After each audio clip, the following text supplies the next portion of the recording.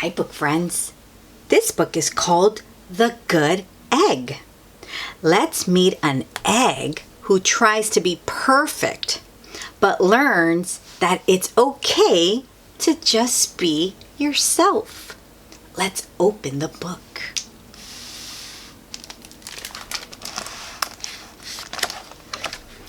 Are you ready? Here we go. Oh, hello.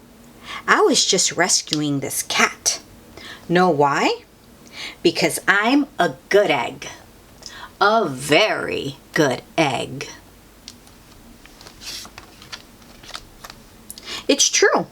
I do all kinds of good things, like I'll carry your groceries.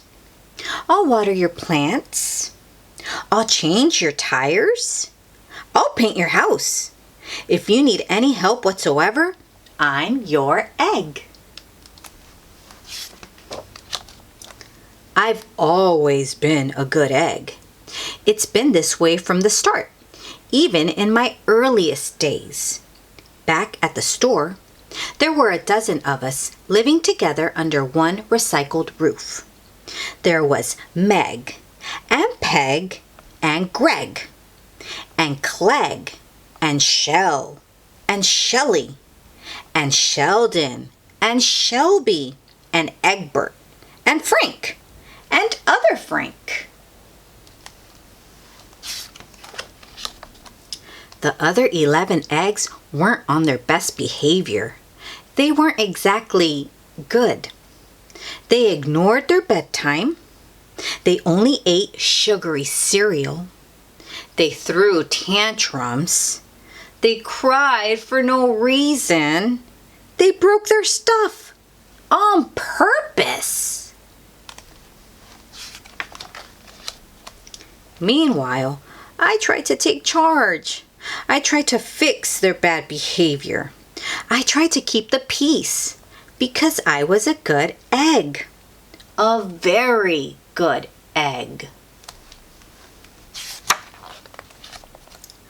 Nobody seemed to care, though.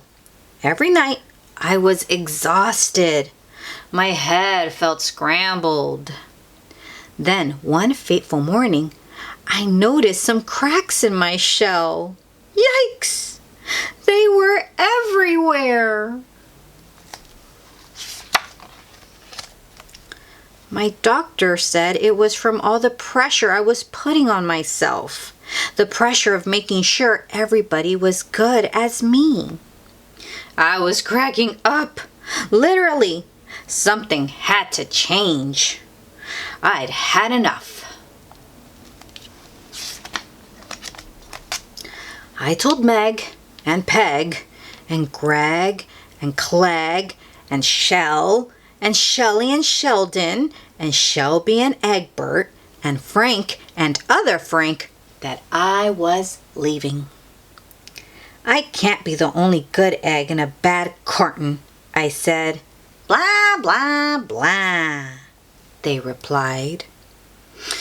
I left that night. I wandered from town to town. The hours became days. The days became weeks. I lost track of time. I was alone. Out there on the road under the stars, I really tried to focus on myself and what I needed. I took walks. I read books. I floated in the river. I wrote in my journal. I found simple moments to be quiet. I breathed in. I breathed out. I even started painting. For once, I found time for me. And guess what? Little by little, the cracks in my shell started to heal. My head no longer felt scrambled. I started to feel like myself again.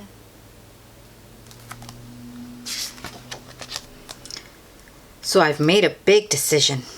I'm returning to my old carton and my friends. Besides, I'm kind of lonely out here. This time, I know what I need to do. I'll try not to worry so much. I'll be good to my fellow eggs while also being good to myself. Here we go. Everybody missed me. I missed them too. Hello, Meg. Howdy, Peg. Hey, Greg. Greetings, Clegg. What's up, Shell? Aloha, Shelly. Heyo, Sheldon. Hi, Shelby. Good day, Egbert. What's happening, Frank? Howdy do, other Frank. Sure, every once in a while, somebody's still a little bit bad. But it's not like before. Here's what I realized. The other eggs aren't perfect, and I don't have to be either. I'm okay with that.